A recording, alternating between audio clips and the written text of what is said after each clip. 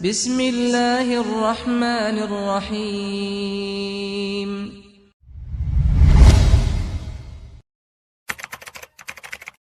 Warahmatullahi wabarakatuh.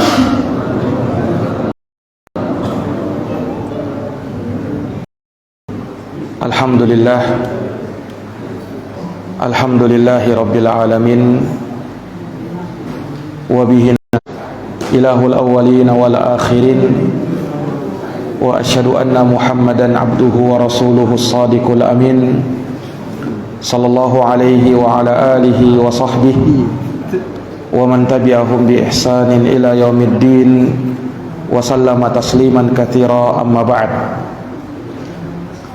Allahumma la ilma lana illa ma 'allamtana innaka antal alimul hakim.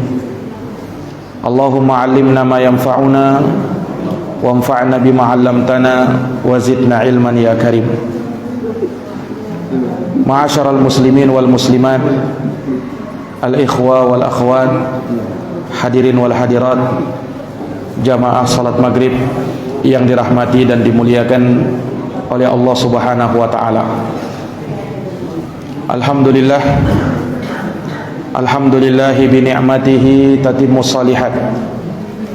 Segala puji hanya bagi Allah yang dengan nikmat-nikmatnya tertunai segala amal-amal kebajikan. Salawat dan salam semoga terhatur limpahkan kepada junjungan kita Nabi Agung, Nabi besar Muhammad sallallahu alaihi wasallam, kepada keluarga dan para sahabat serta orang-orang yang senantiasa meniti jalannya sampai hari kiamat. Ma'asyaral muslimin wal muslimat, para hadirin jamaah salat maghrib yang dirahmati oleh Allah. Pada malam hari yang berbahagia ini, dengan taufik dari Allah, kita dapat melanjutkan kembali pembahasan dari kitab Al-Arba'in An-Nawawiyah karya Al-Imam Abu Zakaria Yahya bin Sharaf, yang dikenal dengan Al-Imam An-Nawawi rahimahullahu ta'ala. Kita masih pada hadis yang ke-24, hadis yang diterima dari sahabat Abu Dzar, Jundub ibn Junada al-Ghifari radhiyallahu an. Dalam hadis qudsi yang diriwayatkan oleh Nabi sallallahu alaihi wasallam dari Allah Subhanahu wa taala, di mana Allah berfirman, "Ya ibadi, inni haramtu dzulma ala nafsi." Wahai hamba-hambaku, sesungguhnya aku telah mengharamkan kezaliman atas diriku. Wa ja'altuhu bainakum muharraman, dan aku telah jadikan kezaliman itu haram di antara kalian. Fala tadzalamu, maka janganlah kalian saling menzalimi. Ini hadis sudah kita jelaskan makna dan kandungannya terkait dengan bahaya kezaliman. Kemudian pada kalimat berikutnya Allah Subhanahu wa taala berfirman, "Ya ibadi, wahai hamba-hambaku, kullukum dhalun illa man hadaituh." Semua dari kalian tersesat kecuali orang yang aku beri hidayah. Fastahduni ahdikum, maka mintalah hidayah kepadaku, maka niscaya aku akan berikan hidayah itu kepada kalian. Ini penggalan hadis yang akan kita bicarakan pada malam hari ini. Para hadirin yang dirahmati dan dimuliakan oleh Allah, Allah Subhanahu wa ta'ala kembali menyeru hambanya, "Ya ibadi." Dan telah lewat bahwa seruan ini, panggilan ini dari Allah Subhanahu wa ta'ala melambangkan rahmat dan kasih sayangnya Allah kepada hambanya. Allah seru hambanya, "Ya ibadi," wahai hamba-hambaku. Padahal Allah tidak butuh kepada hamba ini. Hambalah yang butuh kepada Allah. Tetapi karena Allah perhatian sama hamba, dan betul-betul menginginkan kebaikan kepada mereka, maka Allah panggil mereka, ya ibadi, wahai hamba-hambaku. Dan Allah Subhanahu wa taala seru seperti ini untuk membuka hati-hati orang yang beriman agar siap mengamalkan apa yang diperintahkan oleh Allah Subhanahu wa taala di dalam hadits qudsi ini. Wahai hamba-hambaku, kullukum dhalun, semua dari kalian tersesat,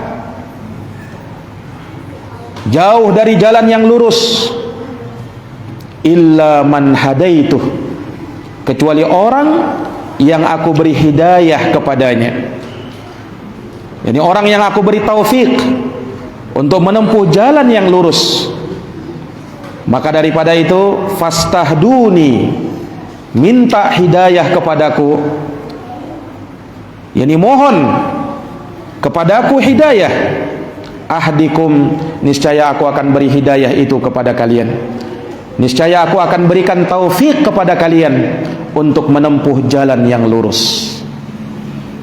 Ini makna secara global dari penggalan hadis yang mulia ini. Para hadirin yang dirahmati dan dimuliakan oleh Allah, hidayah itu sangat mahal. Dia tidak akan bisa dibeli walaupun kita mempunyai harta yang sangat banyak. Orang yang kaya, yang punya jabatan tinggi, bukan menjadi jaminan dia mendapat hidayah. Hidayah itu di tangan Allah. Allah berikan kepada siapa yang dia kehendaki. Makanya dengan tegas Allah mengatakan, bahkan Rasulullah sallallahu alaihi wasallam sering mengucapkannya, may yahdihillahu fala mudhillalah, barang siapa yang diberi hidayah oleh Allah, maka tiada seorang pun yang bisa menyesatkannya. Wa may yudlil fala hadiyalah, dan barang siapa yang disesatkan oleh Allah, maka tiada seorang pun yang bisa memberi hidayah kepadanya. Para jamaah yang dirahmati oleh Allah, betapa bahagianya orang yang beriman tatkala ia hidup di atas hidayah Allah Subhanahu wa taala. Ini kenikmatan yang sangat besar yang senantiasa kita memintanya di dalam salat kita. Minimal 17 kali kita mengucapkannya dalam sehari dan semalam. Kita berucap dalam surat Al-Fatihah, ihdinas siratal mustaqim, berikan kami hidayah. Ini doa yang terkandung di dalam surat Al-Fatihah. Ihdina, berikan kami hidayah ya Allah, tunjuki jalan kami ya Allah, ila siratal mustaqim, kepada jalan yang lurus. Senantiasa kita lantunkan, senantiasa kita ucapkan, menunjukkan betapa pentingnya hidayah itu di dalam kehidupan. Kita senantiasa memohonnya kepada Allah. Kita minta hidayah di dalam agama kita, baik dalam urusan keyakinan kita, dalam urusan amalan kita, dalam urusan muamalah kita, akhlak dan perilaku kita, dalam interaksi kita antara sesama manusia. Kita butuh hidayah dari Allah Subhanahu wa taala. Ini menunjukkan betapa butuhnya manusia kepada hidayah. Bahkan kebutuhan manusia kepada hidayah melebihi kebutuhan mereka terhadap makanan dan minuman. Kebutuhan manusia terhadap hidayah bahkan melebihi kebutuhan mereka terhadap makanan dan minuman. Dialah yang akan menjamin kebahagiaan hidup seorang hamba di dunia dan di akhirat. Allah Subhanahu wa taala berfirman di dalam surat Yunus ayat 108, ya ayuhan nas, wahai sekalian manusia, qad ja'akumul haqqu mir rabbikum, sungguh telah datang suatu kebenaran dari Tuhan kalian. Faman ihtada, maka siapa yang mendapatkan petunjuk, fa innama yahtadi li nafsi, maka sungguh kata Allah, hidayah yang dia dapatkan itu tidak lain dan tidak bukan untuk kebaikan dirinya sendiri. Wa man dhalla, namun barang siapa yang tersesat, tidak mendapat hidayah, fa innama yadhillu 'alaiha, maka sungguh kesesatan dirinya itu hanya akan membinasakan dirinya sendiri. Ini para jamaah sekalian yang dirahmati oleh Allah. Hidayah inilah yang akan memasukkan hamba ke dalam surga. Karenanya lihat ucapan penghuni surga tatkala masuk ke dalam surga. Apa katanya? Disinyalir di dalam Quran. Allah Subhanahu wa taala berfirman menghikayatkan ucapan penghuni surga tatkala sudah berada di dalam surga. Mereka berkata, wa qalu, dan mereka berkata, penghuni surga, alhamdulillahilladzi hadana lihada wa ma kunna linahtadiya laula an hadanallah. Kata penghuni surga, segala puji hanya bagi Allah yang telah memberi hidayah kepada kami untuk masuk ke dalam surga ini. Ungkapan penghuni surga. Dan kami, katanya, sekali-kali tidak mendapatkan hidayah andaikan Allah tidak memberi hidayah kepada kami. Jadi dia ungkap sebab dia selamat karena mendapatkan hidayah dari Allah Subhanahu wa taala. Dan lihat jamaah sekalian, ucapan orang yang menyesal di hari kemudian, tatkala Allah Subhanahu wa taala bangkitkan dia dan ternyata dia lihat bahwa amal solehnya belum cukup, sehingga dengan hal tersebut dia harus terjerumus ke dalam neraka. Lihat ucapannya dia, lihat ucapannya mereka. Allah Subhanahu wa taala lagi-lagi sinyalir di dalam Quran. Allah sebutkan ucapan mereka, "Lau annallaha hadani lakuntu minal muttaqin."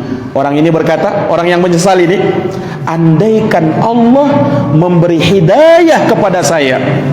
Lihat lagi-lagi hidayah. Kenapa dia tidak selamat? Karena tidak mendapatkan hidayah. Makanya dia bilang, andaikan Allah memberi hidayah kepada saya, lakuntu minal muttaqin, niscaya aku akan menjadi orang yang bertakwa. Makanya ketakwaan kepada Allah Subhanahu wa taala adalah hidayah dari Allah. Ini para jamaah sekalian yang dirahmati oleh Allah. Maka menunjukkan kepada kita betapa butuhnya seorang mukmin kepada yang namanya hidayah. Tapi ingat jamaah sekalian, hidayah itu naam tidak cukup sekedar kita berharap tanpa mau melakukan usaha. Harus tempuh usahanya juga supaya dapat hidayah. Sebab hidayah tidak datang dengan sendirinya.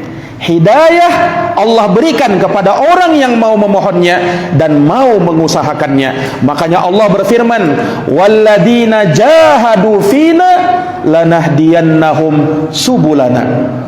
Orang-orang yang berjihad, bersungguh-sungguh di jalan kami, menunjukkan ada usaha. Mau dapat hidayah harus berusaha supaya bisa mengejar hidayah itu.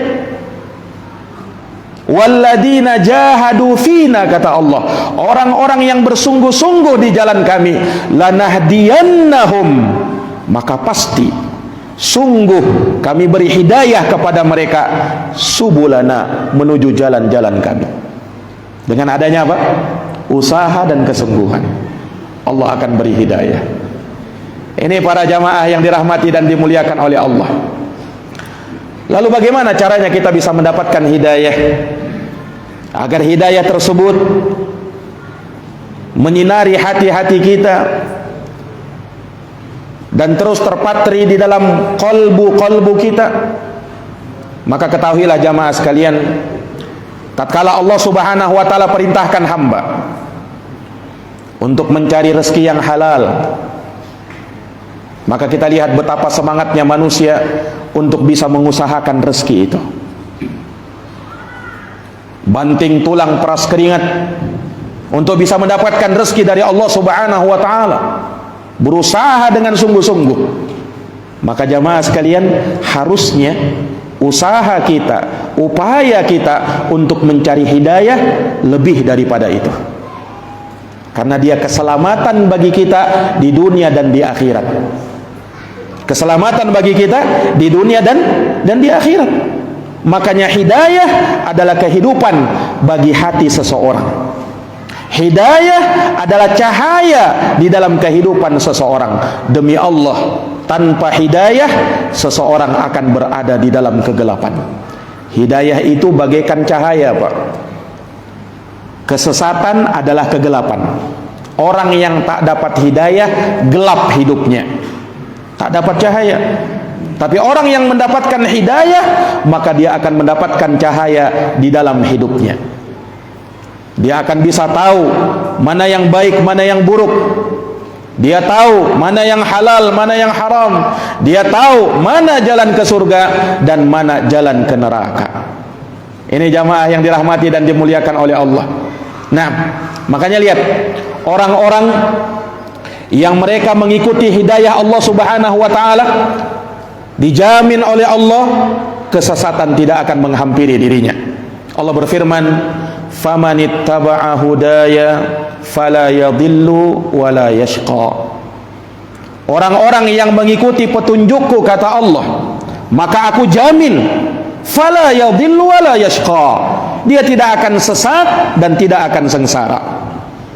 Tapi sebaliknya, waman a'rada an dzikri, siapa yang berpaling dari peringatanku, fa innalahu ma'isyatan dongka, maka baginya kehidupan yang sempit, wa nahsyuruhu yaumal qiyamati a'ma, dan pada hari kiamat dia akan dikumpulkan dalam keadaan buta. Ini orang yang tak dapat hidayah. Di hari kiamat matanya dibutakan oleh Allah. Nauzubillah. Pada hari kiamat matanya buta, sehingga dia tidak bisa tahu mana arah menuju surga, mana arah menuju neraka. Maka dengan sebab itulah dia terjerumus ke dalam neraka, wal iyadu billah. Wa nahsyuruhu yaumal qiyamati a'ma, kelak kami akan kumpulkan mereka ini, orang-orang yang tersesat, dalam keadaan buta. Maka dia pun ketika dikumpulkan dalam keadaan buta, dia berusaha untuk protes kepada Tuhannya. Qala rabbi lima hasyartani a'ma, wahai Tuhanku, mengapa kau kumpulkan aku dalam keadaan buta? Wa qad kuntu basira, padahal di dunia aku melihat, wahai Tuhan, wahai Tuhanku.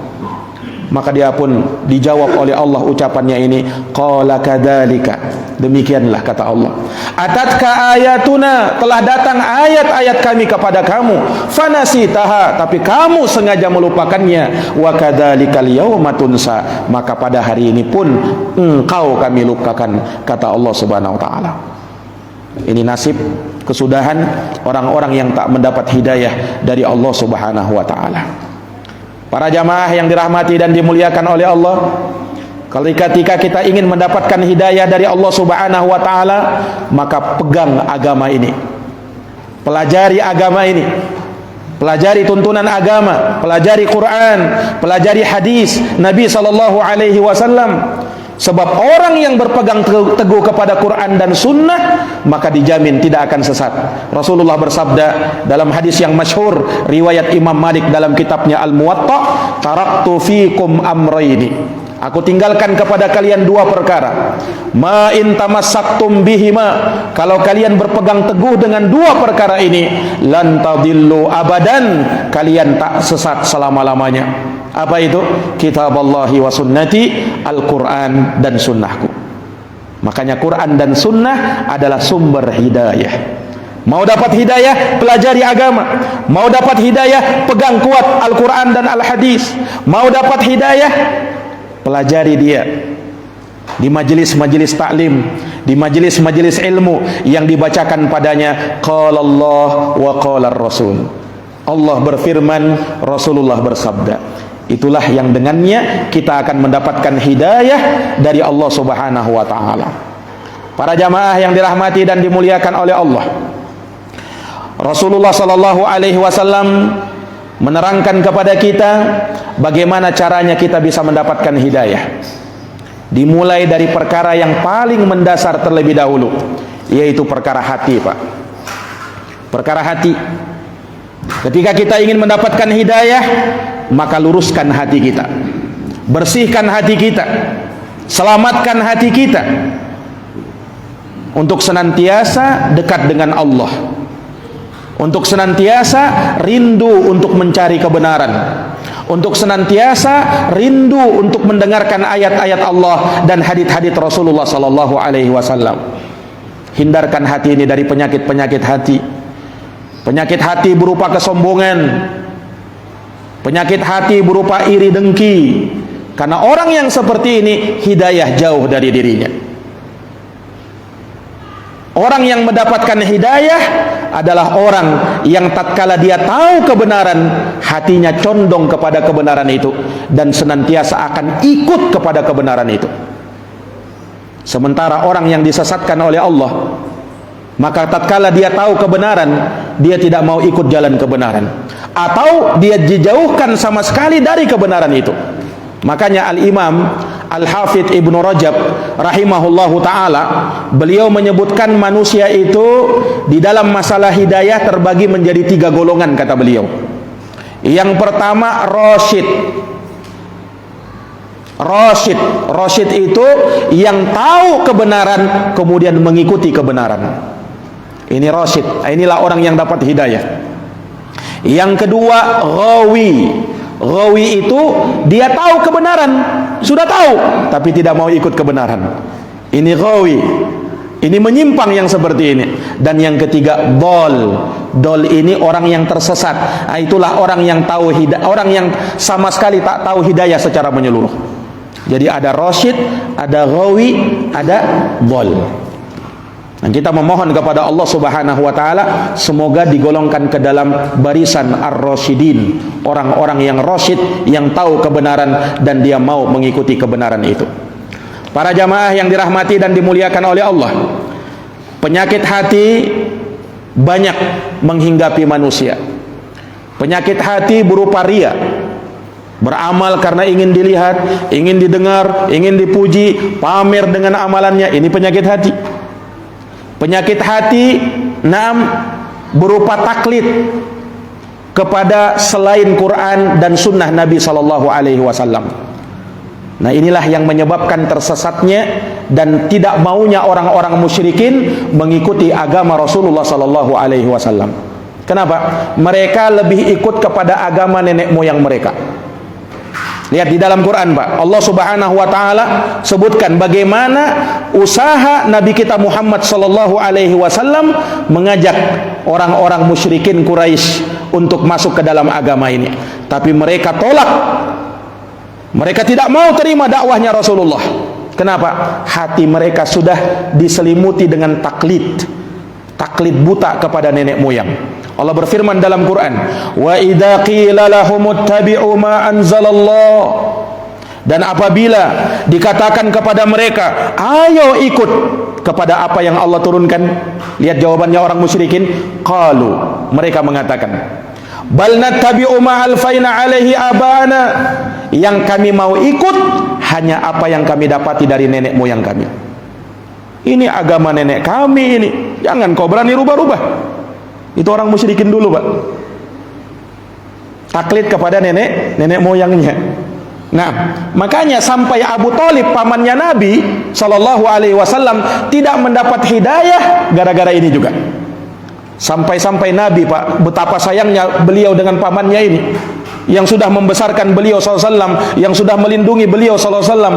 Ketika Abu Thalib berada dalam sakaratul maut, Rasulullah datang ingin mengajak pamannya untuk masuk Islam. Tetapi di samping Abu Thalib sudah ada 2 temannya, kafir Quraisy, yaitu Abu Jahal dan Abdullah bin Abi Umayyah.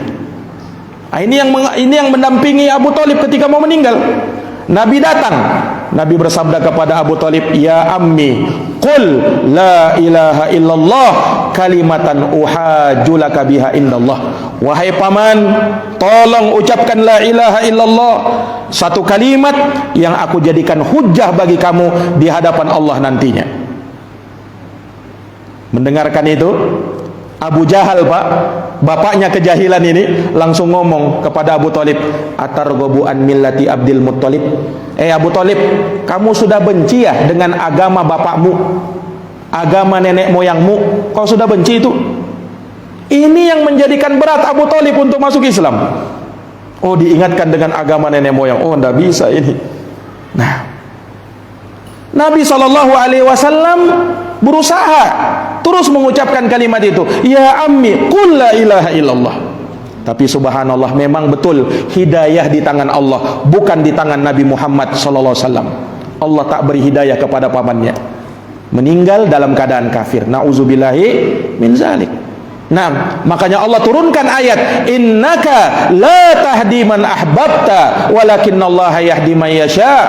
Sesungguhnya engkau wahai Muhammad tidak bisa memberi hidayah kepada orang yang kau cintai, tetapi Allah lah yang memberi hidayah kepada orang yang Dia kehendaki.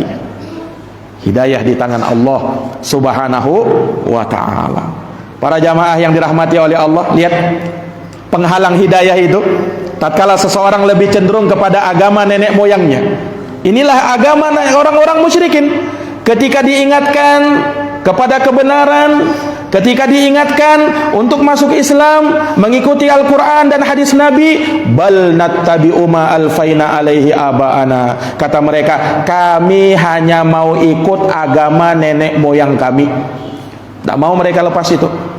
Nah, kata Allah Subhanahu wa taala, awalau kana aba'ahum la yaqiluna syai'an wa la yahtadun. Apakah mereka masih mau ikut agama nenek moyang mereka, padahal mereka itu tidak berakal dan tidak mendapatkan hidayah? Kata Allah Subhanahu wa taala. Nah, ini menunjukkan kepada kita jamaah sekalian, beragama hendaknya ikut Quran dan hadis Nabi sallallahu alaihi wasallam. Inilah sumber hidayah. Para jamaah yang dirahmati dan dimuliakan oleh Allah Subhanahu wa taala, Imam Asy-Syafi'i pernah berkata, Allahumma ajril haqqi 'alal lisani fa in kuntu 'alal haqq ittaba'ani fa in kana 'alal haqq ittaba'tuhu. Kata Imam Syafi'i, ya Allah, alirkanlah kebenaran di atas lisanku. Alirkanlah kebenaran di atas lisanku. Ini doanya Imam Syafi'i, Pak. Iya, bersamaan dengan kedudukan beliau yang sangat tinggi.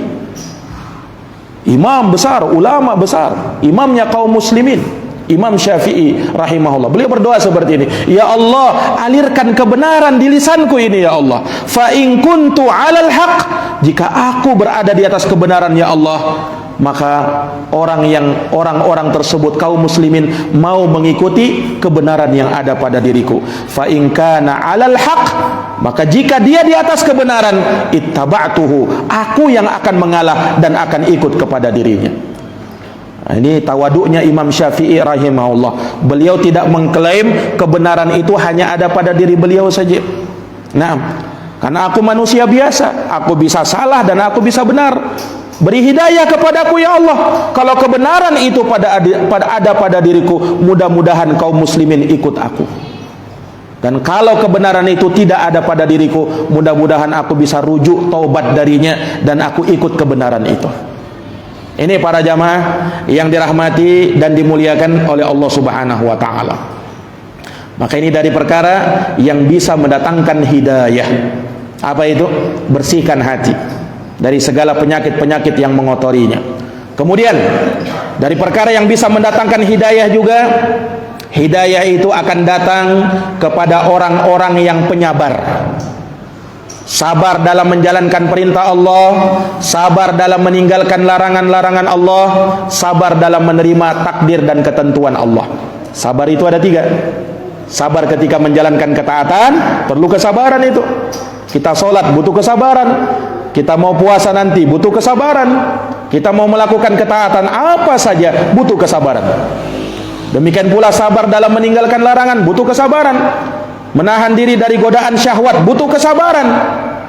Sabar dalam meninggalkan maksiat. Dan yang terakhir, sabar ketika ujian dan cobaan menghampiri. Nah, inilah yang Allah sebutkan dalam Quran, walanabluwannakum bisyai'im minal khaufi wal ju'. Sungguh kami akan menguji kalian wahai manusia dengan sedikit dari rasa takut dan rasa lapar. Wa naqsin minal amwali wal anfusi wat thamarat. Kemudian kekurangan dari harta, jiwa dan buah-buahan. Wa basyiris sabirin. Beri kabar gembira orang yang mau sabar. Beri kabar gembira bagi para penyabar. Siapa mereka? alladzina idza asabathum musibah, yaitu orang-orang yang tatkala musibah menghampiri dirinya, qalu inna lillahi wa inna ilaihi raji'un. Mereka mengucapkan kalimat istirja, kami ini milik Allah dan kami pasti kembali kepada Allah. Lihat balasan bagi para penyabar, ulaika alaihim salawatum mir rabbihim wa rahmah. Mereka itu adalah orang-orang yang mendapatkan salawat dari Rabb mereka, doa kebaikan dari Tuhan mereka. Wa rahmah, tidak sampai di situ, rahmat juga akan meliputi mereka. Kemudian Allah tutup, wa ulaika humul muhtadun. Mereka yang penyabar itu, itulah orang-orang yang mendapat hidayah. Jadi hidayah bisa kita dapatkan kalau kita mau sabar. Jadi orang penyabar, ada sesuatu, sabar. Kesabaran ini yang akan mengantarkan kita kepada hidayah dari Allah Subhanahu wa ta'ala. Ini sebab yang dengannya kita bisa mendapat hidayah. Kemudian apalagi jamaah sekalian, sebab yang bisa mengantarkan kita kepada hidayah, ta'mirul masajid, makmurkan masjid-masjid Allah. Makmurkan dengan apa? Makmurkan dengan ibadah, makmurkan dengan solat, makmurkan dengan majelis taklim, majelis ilmu. Ini namanya memakmurkan masjid. Pergi ke masjid untuk beribadah, pergi ke masjid untuk berzikir, pergi ke masjid untuk baca Quran. Ini ta'mirul masajid, memakmurkan masjid-masjid Allah. Dan orang yang suka memakmurkan masjid, suka beribadah di masjid, hatinya terpaut dengan masjid, rindu untuk kembali ke masjid. Kalau dia pulang dari masjid, dia pengen lagi kembali ke masjid. Orang yang seperti ini dijamin dapat hidayah. Allah Subhanahu wa ta'ala berfirman dalam Quran. Perhatikan Pak, Allah katakan, innama, sesungguhnya, ya'muru masajidallah, orang-orang yang suka memakmurkan masjid-masjid Allah. Lihat siapa mereka? Man amana billah, mereka itulah yang beriman kepada Allah, wal yaumil akhir, beriman kepada hari akhir. Itulah yang mendorong mereka pergi ke masjid. Kalau tidak ada keimanan, apa yang membuat kita melangkahkan kaki kita ke masjid? Walaupun terkadang mungkin dingin-dingin, walaupun mungkin terkadang hujan-hujanan, kita tetap pergi ke masjid. Apa yang mendorong semua itu? Iman kepada Allah, iman kepada hari akhir. Kemudian apa? Wa aqamus shalah, mereka senantiasa menegakkan salat. Wa ataz zakah, menunaikan zakat. Walam yakhsha illallah, tidak ada yang mereka takuti kecuali Allah. Kemudian Allah tutup dengan mengatakan, fa'asa ulaika ayyakunu minal muhtadin. Maka mereka itulah orang-orang yang pasti mendapat hidayah. Lihat kan? Orang-orang yang pasti mendapat hidayah. Siapa mereka Pak? Yang suka memakmurkan masjid. Maka beruntunglah orang-orang yang ketika hatinya suka dengan masjid, suka beribadah di masjid, suka bersih-bersih di masjid, suka taklim di masjid. Ini orang yang mendapat hidayah.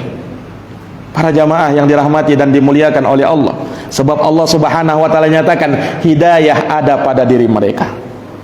Para jamaah yang dirahmati dan dimuliakan oleh Allah Subhanahu wa ta'ala, kemudian juga di antara yang bisa mendatangkan hidayah Allah kepada kita, selain tadi membersihkan hati, sabar, memakmurkan masjid, kemudian juga diantaranya adalah dengan memurnikan ibadah kepada Allah. Murnikan ibadah kita hanya untuk Allah. Jangan pernah kita melakukan kemusyrikan, jangan pernah kita melakukan kemunafikan, karena ini yang bisa membatalkan hidayah. Bukan hanya tidak dapat hidayah, bahkan hidayah itu bisa batal kalau kita musyrik. Kesyirikan itu dosa yang tak terampuni Pak. Innallaha la yaghfiru ayyushraka bih, Allah tidak mengampuni dosa kesyirikan. Wa yaghfiru ma duna dzalika liman yasha, dan Allah masih ampuni dosa di bawah kesyirikan. Tapi kalau syirik tak ada ampun. Syirik dosa paling besar. Inna syirka la dzulmun adzim, syirik itu kezaliman yang paling besar. Wa may yusyrik billah faqad iftara itsman adzima, siapa yang berbuat syirik kepada Allah maka dia telah mengadakan dosa yang paling besar. Ini sebesar-besar penghalang hidayah, kemusyrikan, nauzubillah. Para jamaah yang dirahmati dan dimuliakan oleh Allah, sementara keimanan, keyakinan di atas tauhid, ibadah hanya kepada Allah, dia murnikan ibadahnya, ini orang yang dapat hidayah. Lihat firman Allah dalam Quran, alladzina amanu, orang yang beriman, kata Allah. Walam yalbisu imanahum bidzulmin, dan orang yang tak mencampur adukan iman mereka dengan kesyirikan. Ulaika lahumul amnu, mereka itulah yang mendapatkan keamanan. Wa ulaika humul muhtadun, wa hum muhtadun, dan mereka adalah orang yang mendapat hidayah. Mereka lah orang-orang yang mendapat hidayah. Ini para jamaah yang dirahmati dan dimuliakan oleh Allah.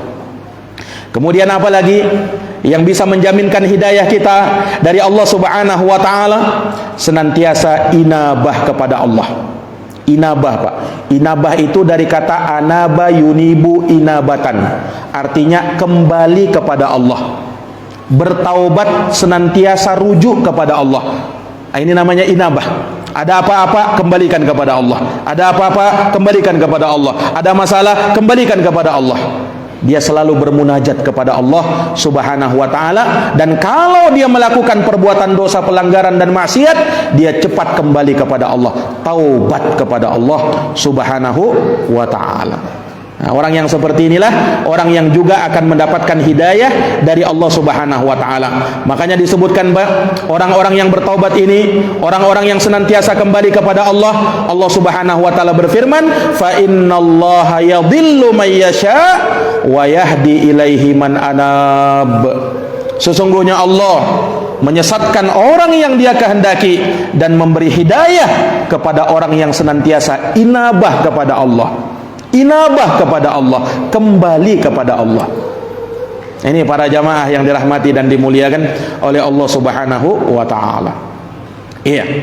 Maka perhatikanlah hidayah Allah Subhanahu wa taala ketika datang, ketika menghampiri seseorang, maka Allah Subhanahu wa taala akan selalu menyinari hatinya, akan selalu menyinari dadanya, dan ketika itulah dia akan menjadi orang yang paling beruntung di dunia ini. Ulama Imam Ibnul Qayyim membagi hidayah menjadi 4. Hidayah, kata beliau, ada 4. Yang pertama, hidayatun ammah, hidayah umum. Nah, ini meliputi seluruh makhluk hidup dengan segala jenis dan ragamnya. Allah beri hidayah, maksudnya Allah tunjuki mereka untuk bisa bekerja, untuk bisa beraksi, untuk bisa beramal. Ini hidayah. Manusia ini diberi hidayah oleh Allah untuk bisa berpikir, untuk bisa melangkahkan kaki, untuk bisa berjalan. Itu hidayah juga itu. Makanya Allah berfirman dalam surat Thaha ayat 50, qala rabbana alladzi a'ta kulla syai'in khalqahu tsumma hada. Wahai Tuhan kami, Engkaulah zat yang memberikan kepada segala sesuatu penciptaan, kemudian Engkau beri hidayah. Engkau beri hidayah. Lihat Pak, kita itu dari semenjak kecil sudah dapat hidayah, ya kan? Dari semenjak kecil, ketika kita bayi. Nah, siapa yang mengajari kita untuk bisa tatkala kita masih bayi, kita menetek kepada ibu kita? Padahal tidak ada yang mengajari dia, ya kan? Tapi subhanallah, ketika diperhadapkan kepada dia, dia langsung bisa mengisapnya. Siapa yang bisa beri hidayah itu kalau bukan Allah Subhanahu wa ta'ala? Dari semenjak bayi Allah beri hidayah sama kita. Ini hidayah umum, Pak. Jangankan mukmin, kafir juga bisa dapat. Hidayah yang kedua namanya hidayatul irsyad wad dalalah. Hidayah untuk membimbing orang, mengarahkan orang, menunjuki orang. Ini hidayah juga. Dan ini bisa dilakukan oleh orang-orang yang berilmu. Ketika dia mengajak orang, ketika dia menyeru orang, ketika dia membimbing orang, itu hidayah namanya. Dia berusaha memberi hidayah kepada orang itu supaya dapat hidayah Allah. Nah, ini sempurna pada diri Nabi kita Muhammad, orang yang selalu mengajak kepada hidayah. Makanya Allah berfirman, wa innaka latahdi ila siratin mustaqim. Sesungguhnya engkau wahai Muhammad benar-benar menunjuki orang menuju jalan yang lurus. Yang keempat namanya hidayah, yang ketiga hidayatut taufiq wal ilham. Hidayah untuk mendapatkan taufik dan ilham dari Allah. Nah, inilah hidayah yang seperti ini tidak dimiliki oleh siapapun, yang memilikinya adalah Allah semata. Makhluk tak punya dapat, makhluk tak bisa memberi hidayah yang seperti ini. Hanya Allah yang bisa memberi hidayah, hidayah taufik supaya mendapatkan taufik. Nabi saya tak punya, Pak. Ya kan? Nabi tadi ingin memberi hidayah kepada pamannya, berhasil atau tidak? Tidak. Karena Allah memberi hidayah kepada siapa yang Dia kehendaki. Nah, makanya Allah berfirman, "Laisa 'alaika hudahum, walakinallaha yahdi may yasha." Ketika Nabi, Pak, Nabi ini orang yang sangat penyayang, sangat ingin agar orang musyrikin itu masuk Islam. Allah ingatkan kepada nabinya, "Wahai Muhammad, jangan kau bersedih. Hidayah itu bukan di tanganmu.